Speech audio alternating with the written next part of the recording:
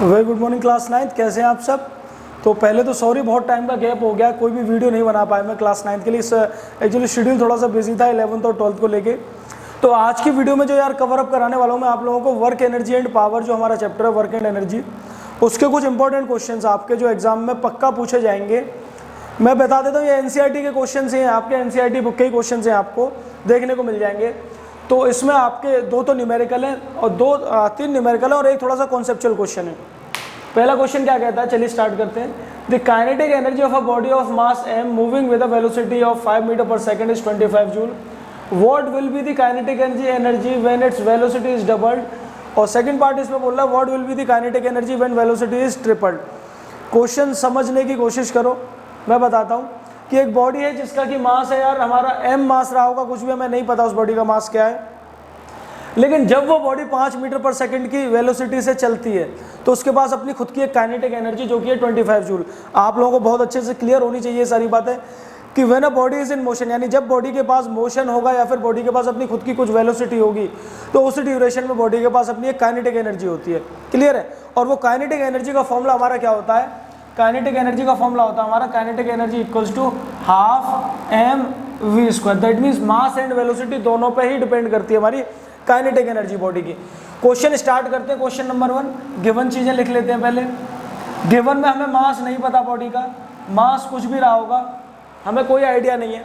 और बोला जा रहा है कि जब उसकी वेलोसिटी कितनी है, जब उसकी वेलोसिटी है 5 मीटर पर सेकेंड, तो उस बॉडी के पास अपनी काइनेटिक एनर्जी है यार 25 जूल।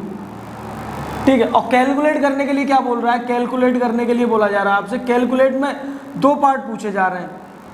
केस फर्स्ट में क्या कह रहा है, what will be the kinetic energy when velocity is doubled, यानी कि अगर वेलोसिटी को डबल कर दिया जाए, डबल इन द सेंस कि अगर पहले 5 थी, 5 की जगह अब क्या कर दिया जाए 10, तो अगर वेलोसिटी 10 मीटर पर सेकंड कर दी जाए तो उसके पास काइनेटिक एनर्जी की वैल्यू क्या होने वाली है। क्वेश्चन फर्स्ट का फर्स्ट पार्ट ये है।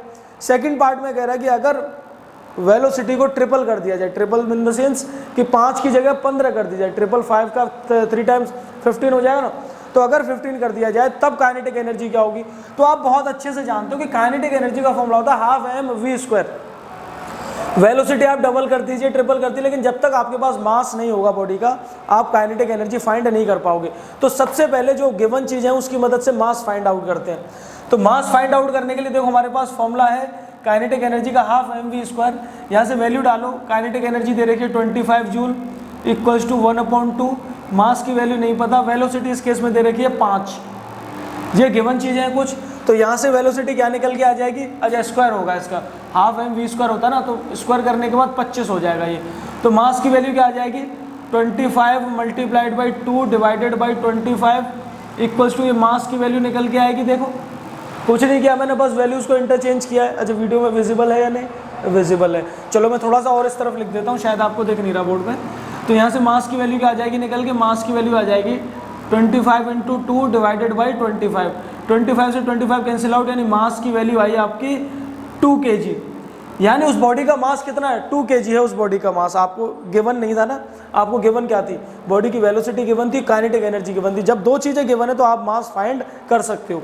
पहला पार्ट करते हैं हम लोग। फर्स्ट पार्ट क्या कह रहा था, kinetic energy of body when velocity is doubled, when velocity is doubled. यानी पहले पार्ट में कह रहा है कि अब आप बॉडी की काइनेटिक एनर्जी फाइंड करो। अगर बॉडी की वेलोसिटी को जस्ट डबल कर दिया जाए तो काइनेटिक एनर्जी का फॉर्मूला है हमारे पास। अच्छा वेलोसिटी क्या हो जाएगी इस केस में, भाई पहले केस में बॉडी का मास कभी भी चेंज नहीं होगा, बॉडी के पास मास 2 kg है, बॉडी के पास मास यही रहेगा 2 kg। वेलोसिटी क्या बोल रहा है, वेलोसिटी डबल कर दी जाती है, दैट मीन्स पहले 5 दे रखी थी, डबल करने पे कितना हो जाएगा 10। तो इस केस में अब आपको काइनेटिक एनर्जी फाइंड आउट करनी है।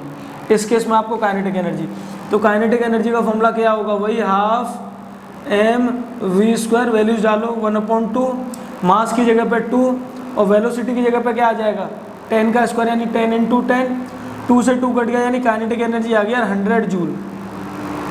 काइनेटिक एनर्जी की वैल्यू क्या आ गई 100 जूल। और ये 100 जूल कब आती है निकल के काइनेटिक एनर्जी, जब आप बॉडी की वेलोसिटी को जस्ट डबल कर देते हो।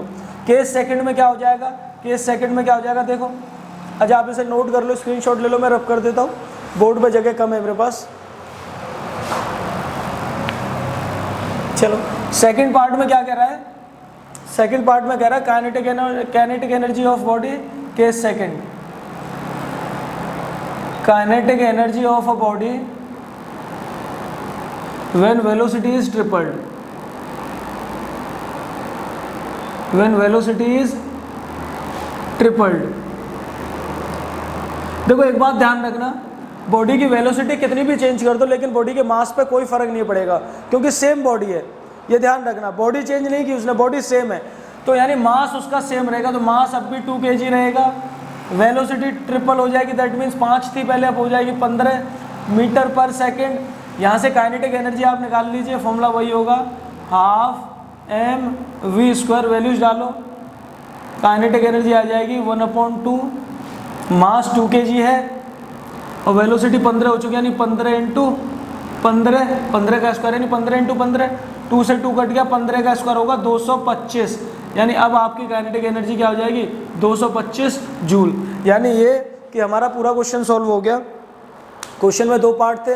जब इनिशियल फेज में बोला जाता है कि वेलोसिटी अगर हमने डबल कर दी है तो उस केस में हमारी वैल्यू निकल के आ रही थी काइनेटिक एनर्जी की 100 जूल, और जब वेलोसिटी ट्रिपल कर दी जाती तो हमारी काइनेटिक एनर्जी की वैल्यू निकल के आती है 225 जूल। नोट कर लीजिए आप लोग, क्वेश्चन सेकंड स्टार्ट करते हैं, फिर हम लोग नोट कर लीजिए।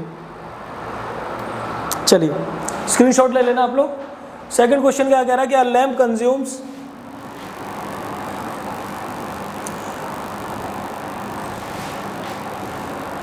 क्वेश्चन सेकंड कह रहा है, देखो अ lamp consumes 100 joule of electrical 1000 joule of electrical energy in 10 second, what will B it's power. तो यार पावर के हमने 2 फॉर्मूले पढ़े थे, पावर के हमारे पास 2 फॉर्मूले थे। पावर का पहला फॉर्मूला था work done upon time, work done divided by time, एक तो वर्क डन की टर्म्स में था पावर का फॉर्मूला, और एक पावर था एनर्जी की टर्म्स में। मैंने ये बताया था आप लोगों को कि एनर्जी डिवाइडेड बाय टाइम। अरे कुछ नहीं होता यार, देखो वर्क और एनर्जी सेम क्वांटिटीज़ होती हैं।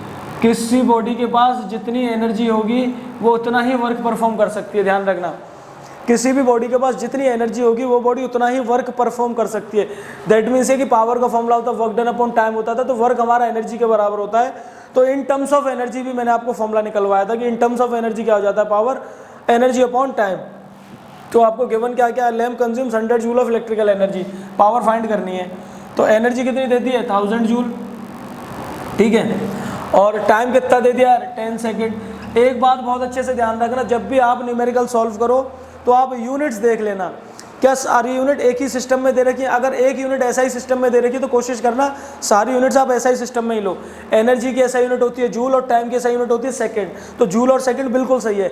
इन केस होता क्या कि ये टाइम अगर आपका आवर में दिया होता या मिनट में दिया होता तो पहले आपको इसे सेकंड में बदलना पड़ता। बहुत अच्छे से ध्यान रखना है बात, अदरवाइज न्यूमेरिकल आप गलत कर दोगे। कट गया तो यानी पावर आई यहाँ पे यार 100 जूल पर सेकंड या फिर वॉट। पावर की ऐसा यूनिट होती है वॉट, और अदर यूनिट क्या होती थी इसके जूल पर सेकंड, तो दोनों ही यूनिट सही हैं, आप कोई सी भी लिख देना। तो ये है हमारा सेकंड क्वेश्चन, नोट कर लीजिए आप लोग question 2। Now coming to the third question, note कर लो आप, स्क्रीनशॉट ले लो। थर्ड क्वेश्चन क्या कह रहा है, a battery lights a bulb, describe the energy changes involve in this process. कि क्वेश्चन है, बहुत अच्छा क्वेश्चन है, कई बार एग्जाम्स में पूछा गया है, आर्मी स्कूल वगैरह में। क्वेश्चन बोला जा रहा है कि एक बैटरी है और उस बैटरी से बल्ब जलाया जाता है। एक बैटरी है आपके पास और उस बैटरी से बल्ब जलाया जाता है, तो बताइए कौन कौन सी एनर्जीज का चेंजेस होगा। यहाँ पे एक बैटरी रही होगी और यहाँ पे कोई एक बल्ब रहा होगा जो ग्लो कराया जा रहा होगा, ठीक है। तो क्वेश्चन पूछ रहा है, जैसे मान के चलो 10 वोल्ट की या कितने भी वोल्ट की बैटरी रही हो, तो इसमें कौन कौन सी एनर्जी का चेंजेस होगा। तो आप लोगों को बहुत अच्छे से पता होगा, थोड़ा सा केमिस्ट्री का इनका पार्ट आ गया यहाँ पे, कि कोई भी बैटरी हो और उस बैटरी के पास कौन सी एनर्जी होती है, केमिकल एनर्जी। बैटरी के पास होती है यार केमिकल एनर्जी, ठीक। तो सबसे पहले केमिकल एनर्जी किस में चेंज होती है, इलेक्ट्रिकल एनर्जी में। देखो मैं समझाता हूँ आपको, इलेक्ट्रिकल एनर्जी में भाई केमिकल एनर्जी, यानी बैटरी के पास केमिकल एनर्जी है, फिर आप देखते हो थोड़ी देर बाद करंट फ्लो करने लगता है। करंट क्या है, इट इज़ इलेक्ट्रिकल एनर्जी। तो सबसे पहले बैटरी के अंदर केमिकल एनर्जी होगी, केमिकल एनर्जी चेंज होगी इलेक्ट्रिकल एनर्जी में। इलेक्ट्रिकल एनर्जी को होने के बाद जब हमारा बल्ब ग्लो करता है तो इसका फिलामेंट जलता है पहले, यानी फिलामेंट क्या होगा, हीट करेगा। तो इलेक्ट्रिकल एनर्जी चेंज होती है फिर हीट एनर्जी में, इलेक्ट्रिकल एनर्जी चेंज होगी हमारी हीट एनर्जी में, और फाइनली हीट एनर्जी मतलब फाइनली हमारा बल्ब जल जाएगा और हमें लाइट देगा, और वो कौन सी एनर्जी में बदल जाएगा, लाइट एनर्जी में, लाइट एनर्जी में। तो ये हमारे 4 एनर्जीज का कन्वर्जन है। बहुत अच्छा क्वेश्चन है, 1 नंबर में पूछा जा सकता है, क्या 2 नंबर में, कि अगर कोई बल्ब जलाया जा रहा है बैटरी की मदद से, तो बताओ कौन कौन सी एनर्जीज का कन्वर्जन होगा या कौन कौन सी एनर्जीज इंक्लूड होंगी, इन्वॉल्व होंगी उसमें। बैटरी के पास इनिशियल स्टेज में होगी केमिकल एनर्जी, केमिकल एनर्जी पहले चेंज होती है इलेक्ट्रिकल एनर्जी में, इलेक्ट्रिकल एनर्जी चेंज होती है हीट एनर्जी में, और हीट एनर्जी का रोल कहाँ होता है, बल्ब के फिलामेंट में, जो स्प्रिंग लगी होती है बल्ब की, हीट एनर्जी, और after that heat energy change हो जाएगी हमारी लाइट एनर्जी में। तो आई होप आप लोगों को ये चीज़ अच्छे से समझ आई होगी। तो आप इसी तरीके से फ्लो चार्ट बना के आ जाना, आप इसी तरीके से लिखना, when we glow a bulb with the help of a battery then certain steps are involve in this process, और ये सारे स्टेप्स हैं हमारे। Is that clear? चलिए, coming to the last question. Certain force acting on a 20 kg mass changes its velocity from 5 metre per second to 2 metre per second, calculate the work done by the force. बहुत बढ़िया question है कि certain force acting on a 20 kg मास, एक block है कोई या फिर कोई भी एक बॉडी है जिसका मास है 20 kg और वो मोशन कर रही है, यानी मूव कर रही है, और उसकी वेलोसिटी कहाँ से कहाँ चेंज होती है, पहले वो 5 मीटर पर सेकंड से चल रही होती है, बाद में उसकी वेलोसिटी चेंज होकर 5 से आ जाती है 2 मीटर सेकंड पे। तो अब बोल रहा है कि बताओ कितना वर्क डन हुआ होगा। तो आपको बहुत अच्छे से पता होगा यहाँ पे वर्क डन किसके बराबर होता है आपका, आपने पढ़ा भी होगा, work done equals to change in kinetic energy, change in kinetic energy, यानी काइनेटिक एनर्जी के अंदर जितना चेंज हुआ होगा वही आपका वर्क डन के बराबर होगा यहाँ पे। और हमें वर्क डन फाइंड आउट करना है, तो वर्क डन किसके बराबर हो जाएगा भाई, काइनेटिक एनर्जी का फॉर्मूला होता है हाफ mv², हाफ mv², अरे हाँ या ना। चलिए, और काइनेटिक एनर्जी के पास भाई आप जानते हो पहले बॉडी के पास कुछ वेलोसिटी है, बाद में कुछ वेलोसिटी चेंज हो जाती है, तो मैं ये लिख सकता हूँ half mv² minus half mu²। अरे याद करो, ऐसा फॉर्मूला आपको याद आ रहा होगा, आपको याद आ रहा होगा इस तरीके का फॉर्मूला कि हमने जब काइनेटिक एनर्जी का डेरिवेशन किया था तो वहाँ पे निकल के आता था कि वर्क डन हमारा बराबर होता है half mv² minus half mu² के बराबर। और यहाँ देखिए वेलोसिटी क्या दे रखी है, 5 मीटर पर सेकंड और 2 मीटर पर सेकंड, तो वर्क डन का फॉर्मूला हो जाएगा हाफ, मास कितना दे रखा है बॉडी का, मास दे रखा है 20 kg, मास दे रखा है 20 kg, तो 1/2 इंटू 20, और वेलोसिटी हो गई यहाँ पे 5 का स्क्वायर माइनस 1/2 इंटू मास 20 वही, और वेलोसिटी कितनी चेंज होती है बाद में 2 मीटर पर सेकंड पे, यानी 2 का स्क्वायर। क्लियर है मेरी बात? फॉर्मूला वही आया half mv² minus half mu²। तो यहाँ से आप इसे जब सॉल्व करोगे तो 1/2 इंटू 20 इंटू 5 का स्क्वायर हो जाएगा 25 माइनस 1/2 इंटू 20 इंटू 2 का स्क्वायर हो जाएगा 4, 2 से 2 टाइम्स कट गया, ये 10 टाइम्स कट गया, यानी ये आया 250 एनर्जी है तो जूल, माइनस ये आ गया 40 जूल, और जब आप इसे सॉल्व करोगे तो कितना आएगा 210 जूल, यानी ये हमारा वर्क डन होगा बॉडी में। देखो बहुत अच्छे से आपको एक बात यहाँ पे समझाऊँ, कुछ बच्चों का ये आंसर माइनस में आ रहा होगा, कुछ बच्चों का ये आंसर किस में आ रहा होगा, माइनस में। उन्होंने क्या किया होगा कि यहाँ फाइनल वेलोसिटी 2 ले ली होगी और इनिशियल वेलोसिटी 5 ले ली होगी। तो अगर आपने ऐसा किया तो आपका भी आंसर सही है, कोई फ़र्क नहीं पड़ना। बस आपको क्या लिखना होगा कि अगर आपका आंसर आ रहा है माइनस का 210 जूल, माइनस में आ रहा होगा, माइनस बिल्कुल सही है, मैं बता रहा हूँ आपको माइनस बिल्कुल सही है, तो आप क्या लिखोगे, आप ये लिखोगे कि अगर इनिशियली बॉडी का मास ये था, मतलब बॉडी का मास तो 20 kg रहेगा, और ये body initially 5 metre per second से चल रही है, और ये बॉडी मास 20 kg रहेगा, और ये बॉडी 2 मीटर पर सेकंड से चल रही है। तो देखो सोच के देखो ना, इसकी वेलोसिटी में डिक्रीमेंट आया है, तो बॉडी धीरे चलेगी, दैट मीन्स काइनेटिक एनर्जी उसके पास कम होगी फाइनली, और काइनेटिक एनर्जी का decrement that means work done negative हो रहा है। वर्क डन कैसा हो रहा है, नेगेटिव हो रहा है। तो उससे कोई फर्क नहीं पड़ना, अगर आपका नेगेटिव आ जाए तो आप बस ये लिख देना साइन कि negative sign indicates that there is a loss of kinetic energy, कि काइनेटिक एनर्जी का लॉस हो रहा है कुछ बॉडी में। बाकी 210 बिल्कुल सही आंसर है। तो आई होप ये चारों क्वेश्चंस आपको बहुत अच्छे से समझ आए होंगे। अगर आपको अच्छे से समझ आए हैं तो वीडियो को शेयर कर दीजिए अपने दोस्तों के साथ, जिससे कि उन्हें भी कुछ हेल्प मिले। Thank you.